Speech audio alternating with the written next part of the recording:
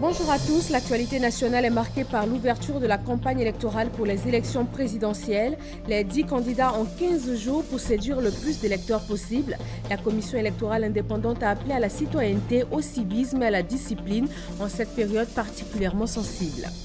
La coopération entre la Côte d'Ivoire, le FMI et la Banque mondiale est positive. C'est ce qui ressort de la rencontre du Premier ministre ivoirien avec les représentants de la Côte d'Ivoire au FMI et à la Banque mondiale. Daniel Cablon-Duncombe participe aux assemblées annuelles des deux institutions.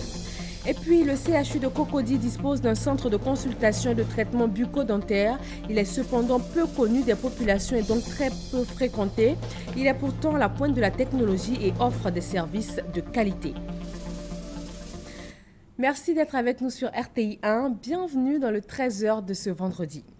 15 jours pour séduire le plus d'électeurs possible.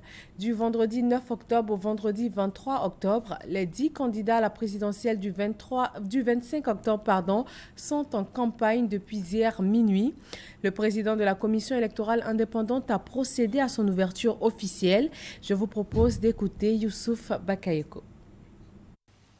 Ivoirienne, Ivoiriens, chères sœurs et chers frères, après l'ajustement en avril 2015 du Code électoral, cadre juridique de nos élections, l'achèvement de la révision de la liste électorale en septembre 2015 et la publication le 9 septembre 2015 de la liste des candidats retenus pour le scrutin présidentiel, le dispositif et les composantes majeures de la compétition électorale du 25 octobre 2015 sont en place.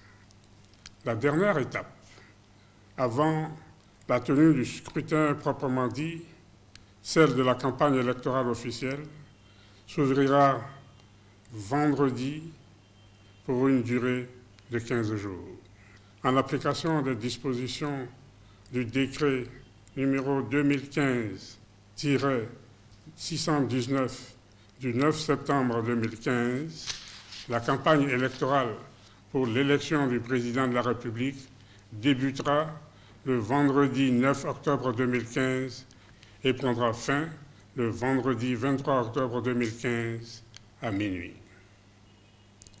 Chacune et chacun des 10 candidats en course pourra désormais battre campagne librement et en toute légalité.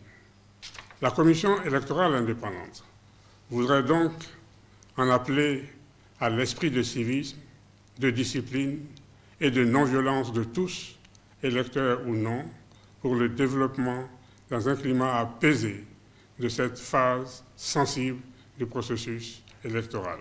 Je voudrais enfin donner l'assurance à chacune et à chacun des candidats que la commission électorale indépendante restera fidèle à ses engagements légaux d'arbitre impartial, juste et vigilant de la compétition.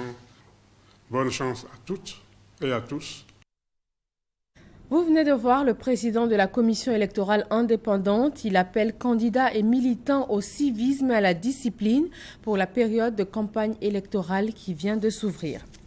Les forces républicaines de Côte d'Ivoire lancent l'opération Aube naissante pour sécuriser cette période de campagne et le scrutin à venir. Ce sont 28 350 éléments de la police, de la gendarmerie, des forces républicaines et de l'ONUCI qui vont être déployés sur le terrain. Abou Sanogo. Aube nouvelle, c'est le nom de l'opération de sécurité publique. Cette opération vise à garantir le calme et la sécurité avant, pendant et après le scrutin du 25 octobre. Ce sont 11 500 personnels de police, 11 500 gendarmes et 5 350 militaires, soit un effectif de 28 350 hommes qui sont déployés auprès des populations dans les 12 districts du pays. De façon concrète, 3 phases conduisent à cette sécurisation. la phase préélectorale qui consiste à réaliser les missions spécifiques de sécurisation de la commission électorale indépendante et des candidats déclarés en phase préélectorale et sécuriser la campagne électorale. Le jour de l'élection, déployer au moins un binôme mixte de policiers et de gendarmes dans chacun des 10 621 lieux de vote et sécuriser à la demande de la commission électorale indépendante tout le processus de transfert des résultats, du matériel électoral et leur stockage provisoire. Et en phase post-électorale, garantir la paix sociale après la proclamation des résultats. Je voudrais réitérer l'engagement de FRC, de la gendarmerie nationale et de la police nationale à offrir aux populations ivoiriennes et à celles que nous font l'honneur de vivre en Côte d'Ivoire un climat apaisé durant ces joutes électorales. Encadrer, rassurer et protéger sont les maîtres mots de ce plan de sécurisation. Les forces ivoiriennes sont appuyées à plusieurs niveaux avec 600 hommes de la force de l'opération des Nations Unies en Côte d'Ivoire. Le but de ce déploiement de force est de rassurer les populations, dissiper leurs craintes et leur permettre d'exercer leurs droits civiques en toute sérénité. À Lima, au Pérou, il se trouve en ce moment pour les assemblées annuelles de la Banque mondiale et du FMI. Le Premier ministre ivoirien s'est entretenu avec les représentants de la Côte d'Ivoire au FMI et à la Banque mondiale. Ils ont fait le point sur la coopération entre la Côte d'Ivoire et les deux institutions internationales. Hervé Blé, envoyé spécial à Lima. Le financement du développement de la Côte d'Ivoire, cette préoccupation était au centre des différentes audiences accordées par le Premier ministre Nana Cablan-Delcan à Lima, au Pérou. Ce sujet a donc été au centre de l'audience accordée à la vice-présidente exécutive de l'Agence multilatérale de garantie des investissements. Keiko Honda, dont la structure est intervenue dans la réalisation de différentes infrastructures en Côte d'Ivoire, s'est félicité des progrès réalisés par le pays dans un contexte économique difficile. Je tenais à féliciter le Premier ministre et les membres de la délégation pour tous les progrès réalisés en Côte d'Ivoire dans différents secteurs, ce qui est extrêmement difficile à accomplir dans le contexte économique actuel. C'est donc un exploit qu'a réalisé la Côte d'Ivoire. Nous avons évoqué aujourd'hui notre aide potentielle dans l'éducation ainsi que dans le secteur industriel. Nous souhaiterions diversifier notre partenariat dans différents autres secteurs à compter de maintenant. Une quinzaine d'audiences figurent sur le calepin du Premier ministre à Lima avant l'ouverture des assemblées annuelles du FMI et de la Banque mondiale. Nous avons rencontré donc Biga avec Mme Honda. Alors nous avons présenté d'autres dossiers, notamment les dossiers donc, des PPP. Et disons que le partenariat c'était publicité privé pour, disons que 94 projets et pour un montant de 25 milliards de dollars. Vous voyez donc il y a un intérêt important pour la Côte d'Ivoire. Sur l'agenda du Premier ministre également, une rencontre avec le directeur général adjoint du FMI. Le fonds a toujours de très bonnes relations avec votre pays. Et on a discuté beaucoup de la situation actuelle et on est très content de l'explication du Premier ministre. Il y a beaucoup de développement de l'activité économique de votre pays.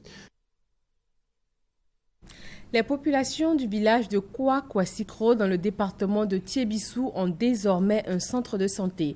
Il est fonctionnel et entièrement équipé par la Fondation Children of Africa à hauteur de 50 millions de francs CFA. Reportage. Pour les populations du village de Kouakwassikro dans la sous-préfecture de Tiébissou, ce jeudi 8 octobre 2015 restera une date mémorable. La première dame de Côte d'Ivoire, Dominique Ouattara, présidente de la Fondation Children of Africa, est descendue dans ce village d'environ 1000 âmes. La première dame qui avait à ses côtés plusieurs membres du gouvernement est venue mettre fin aux difficultés d'accès aux soins des populations de ce village avec l'inauguration du centre de santé qui portera le nom Dominique Ouattara, mais aussi la remise de dons en numéraire, en vivres et en non-vivres, dont une ambulance médicalisée. Montant total des dons, 62 millions de francs CFA. Un geste salué à sa juste valeur par les populations. C'est quelques mots de bienvenue que je traduis aussi en langue locale, témoignent de la joie immense et de la fierté qui anime tout le village, surtout que c'est la première fois qu'une première dame foule le sol de Kouakwassikro qui vous dit à son tour grand merci et vous exprime sa vive reconnaissance. La ministre de la Santé et de la lutte contre le sida a pour sa part invité les populations à fréquenter leur centre de santé. Je voudrais donc vous encourager à fréquenter cette structure sanitaire et vous dire aujourd'hui que le président de la République parle d'un Ivoirien nouveau. Mais quand il dit Ivoirien nouveau, il ne parle pas seulement des hommes, il parle aussi des femmes nouvelles, avec de nouveaux comportements, c'est-à-dire avec des femmes qui fréquentent les centres de santé. Avant de prendre la parole, la première dame, Dominique Ouattara, a été intronisée reine-mère de la tribu Kodjou. Elle a par la suite réitéré sa volonté de toujours contribuer au bien-être de toutes les populations. Et l'événement qui nous réunit aujourd'hui est un motif réel de satisfaction pour nous. En effet, Kouakasikro sera à partir de maintenant doté d'un centre de santé équipé et fonctionnel pour la prise en charge des malades et des futures mamans. J'en suis très heureuse. Mesdames et messieurs, chers membres du corps médical qui êtes présents à nos côtés aujourd'hui, je voudrais vous adresser tous mes encouragements et vous remercier de prendre soin de vos frères et sœurs. Votre dévouement et votre engagement pour nos malades contribuent à valoriser votre métier. Je vous félicite pour le travail déjà accompli et je vous encourage à persévérer dans cette voie. À cette cérémonie, tous les intervenants ont salué et remercié le général de corps d'armée Kwasi Gervais, commandant supérieur de la gendarmerie nationale, fils du village, pour ses actions en faveur du développement de Kouakasikro. Les pas de danse de la première dame et des populations traduisent la joie et le bonheur qui règnent désormais à Kouakasikro. La journée mondiale de la Poste est célébrée ce 9 octobre. L'innovation, l'intégration et l'inclusion, facteurs clés de la Poste future, c'est le thème retenu pour cette année. Guillaume Zéré et Serge Colère. Le 9 octobre, journée internationale de la Poste est célébrée dans le monde entier. En Côte d'Ivoire, comme partout ailleurs, le gouvernement se mobilise pour rendre hommage aux premiers moyens de communication modernes. La journée mondiale de la Poste donne, aussi bien aux États qu'aux acteurs du secteur, l'occasion de sensibiliser les citoyens et les entreprises de notre espace économique sur l'importance des services postaux et le rôle des entreprises postales dans notre vie de tous les jours et au plan de développement socio-économique de notre pays. Pour cette année, le thème de la journée est l'innovation, l'intégration et l'inclusion, facteurs clés de la Poste du futur. Dans ce vaste essor des nouvelles technologies, les États membres de l'UPU, l'Union postale universelle, veulent faire de la Poste un moyen de développement au service des populations.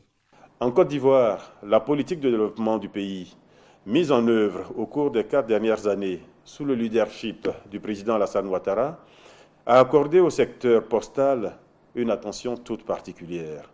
Il s'agit notamment de l'adoption d'une nouvelle loi postale en remplacement de celle de 1976, devenue obsolète.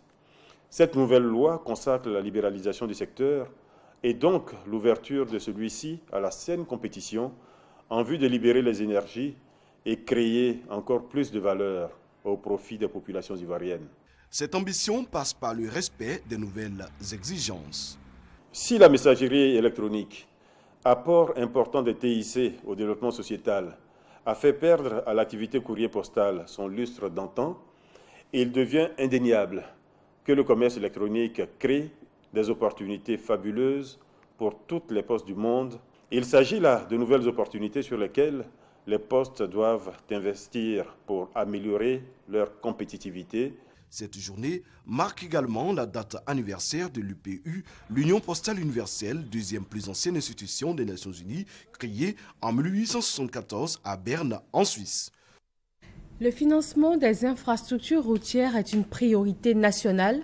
En marge des 7e assises de l'Association des fonds d'entretien routier d'Afrique, le gouvernement a annoncé la mise en œuvre de son nouveau schéma directeur à partir de 2016. Des explications avec Lansine Bakayoko et Adama Kone. Ce schéma directeur prend en compte les causes de la dégradation du réseau routier. Il s'agit notamment de l'insuffisance des ressources financières, l'incidence des procédures souvent lourdes dans l'attribution des marchés. À ces problèmes s'ajoute l'incivisme des usagers, les surcharges des véhicules et l'épandage de produits pétroliers sur la chaussée. Il est nécessaire de bâtir ensemble nos routes pour une meilleure intégration. Nous avons pu mobiliser sur le marché financier un peu plus de 154 milliards permettant de concevoir un programme d'entretien routier qui permet de déployer la stratégie de remise à niveau du réseau routier. Pour rattraper le retard accusé par la Côte d'Ivoire au niveau de l'entretien routier, il faut une enveloppe de 275 milliards de francs CFA par an. Les montants à mobiliser sont considérables, mais la détermination de l'État est réelle. Cette vision de faire de la Côte d'Ivoire un pays émergent qui commence par un réseau routier digne de ce nom est quelque chose qui est réalisable. Ici, à l'occasion de cette rencontre, l'ensemble des pays africains qui sont présents ici vont échanger entre eux des différentes expériences qu'ils ont eues chez eux. Nous également, on va partager le nôtre et on n'a aucun doute qu'à l'issue de cela, les suggestions, les avis des uns et des autres nous permettront d'améliorer encore notre système pour le bien des populations. Le réseau routier ivoirien est fort de 82 000 km. Quant au péage, il a été institué le 15 mai 2014. L'embouchure de Grand Bassam peut être ouverte et elle le sera bientôt. Des travaux d'entretien devront cependant être réguliers sur le site. Ce sont les résultats d'une étude menée par des experts hollandais. Herman Yamia. Bientôt une solution durable et définitive à l'embouchure de Grand Bassam. Après 10 mois d'études de faisabilité de l'ouverture de cette embouchure, confiée à des experts hollandais, les résultats sont disponibles. Présentés ici aux populations de Grand Bassam, les experts assurent que l'ouvrage pourra résister aux intempéries. Il y aura une érosion, donc notre projet prévoit une bypassing des sédiments pour combattre cette érosion. On va le faire d'une autre façon avec des épis de protection et on est convaincu encore une fois que cette fois ça peut tenir. Selon le ministre de l'Environnement, de la Salubrité urbaine et du Développement durable, l'ouverture de l'embouchure de Grand Bassam fait partie d'un ensemble de travaux que l'État entend mener pour sauver les côtes ivoiriennes de l'érosion.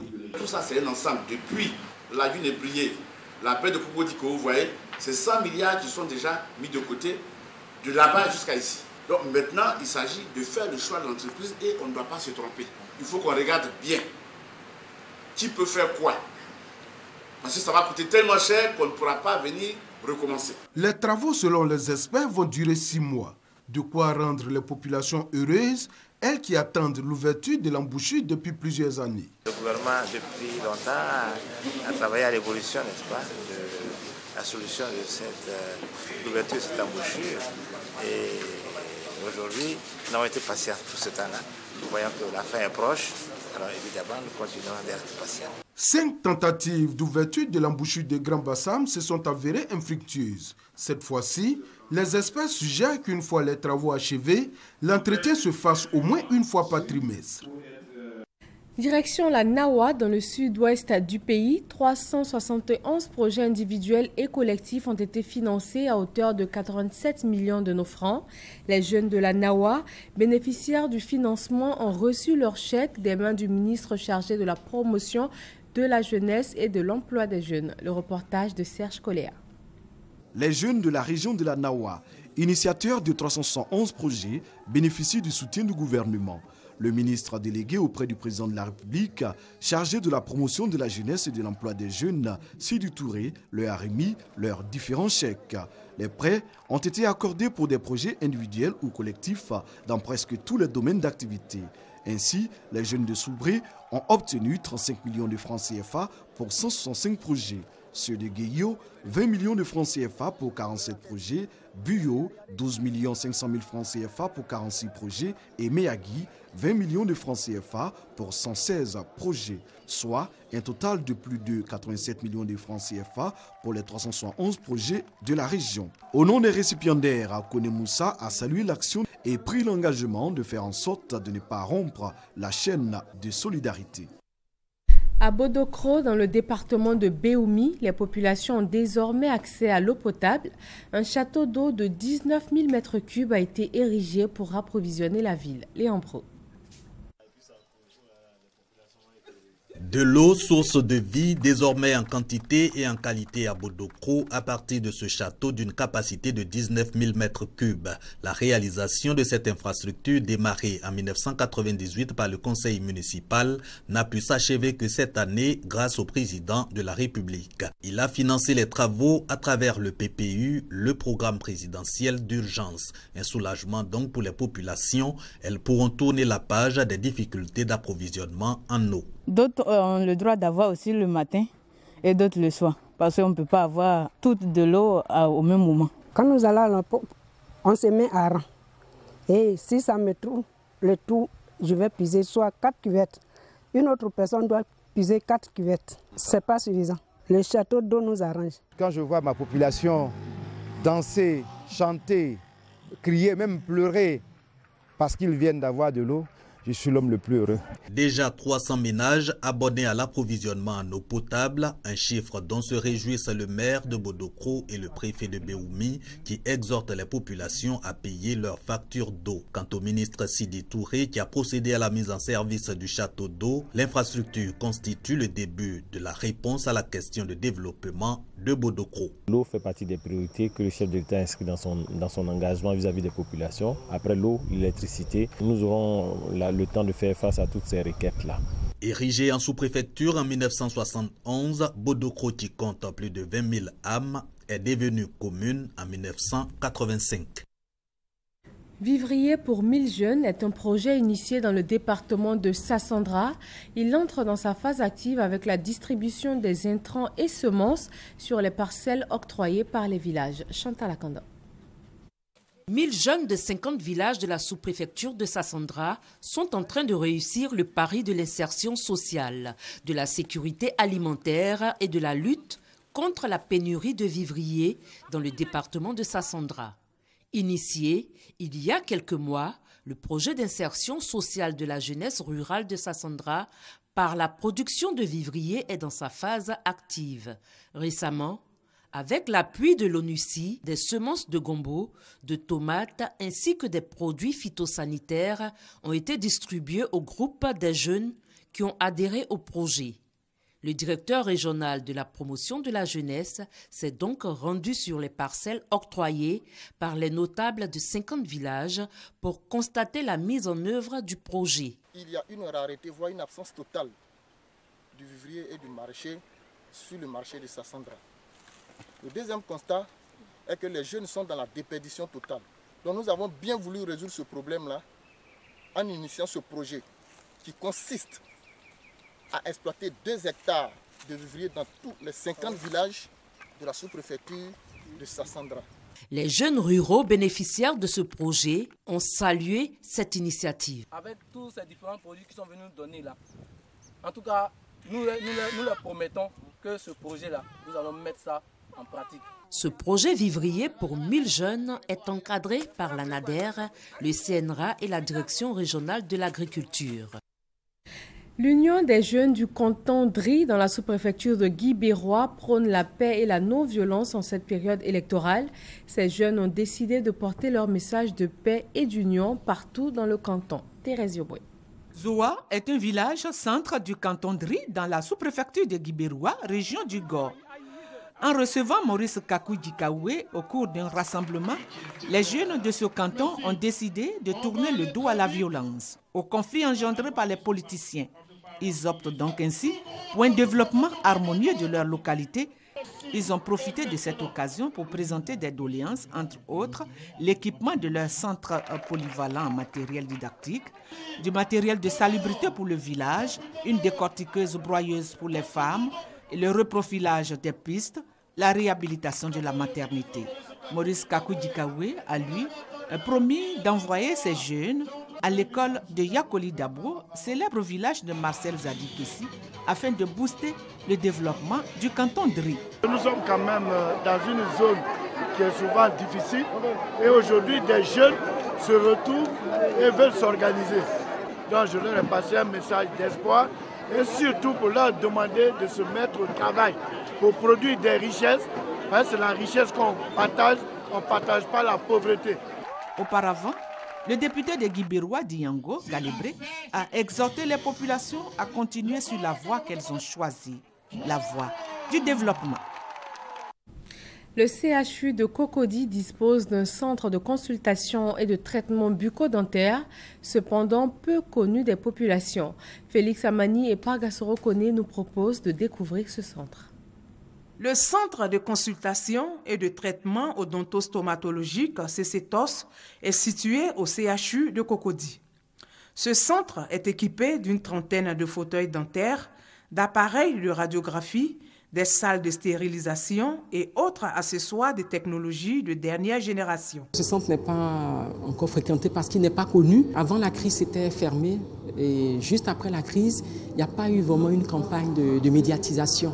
Et c'est l'occasion pour nous d'informer la population que le centre qu'elle fréquentait il y a quelques années est rouvert, équipé avec des fauteuils neufs, fonctionnels, avec des équipements vraiment de pointe, un certain nombre d'appareils tels que je peux citer le détartreur qui permet de nettoyer les dents, enlever tout ce qui est matière dure qu'on appelle le tartre qui est formé au niveau des dents.